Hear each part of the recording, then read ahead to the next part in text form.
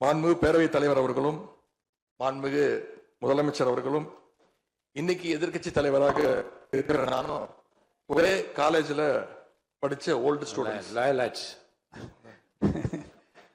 ஒரே காலேஜ்ல நாம படிச்சிருந்தாலும் அரசாங்கத்தை நடத்துறதுல திமுக தான் சீனியர் பேட்ச். அது உங்களுக்கு தெரியும். 1967 ஆட்சிக்கு வந்தது திமுக தான். நாங்க தான் சீனியர்ஸ். அந்த அடிப்படையில் எங்களுடைய நாலேஜையும் எக்ஸ்பீரியன்ஸையும் நாங்க ஷேர் பண்ணிக்க ரெடியா இருக்கோம்.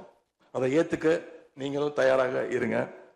ஏன்னா நமக்கு எப்பவுமே தமிழ்நாட்டு மாநிலத்துடைய நலன்தான் மிக மிக முக்கியம்.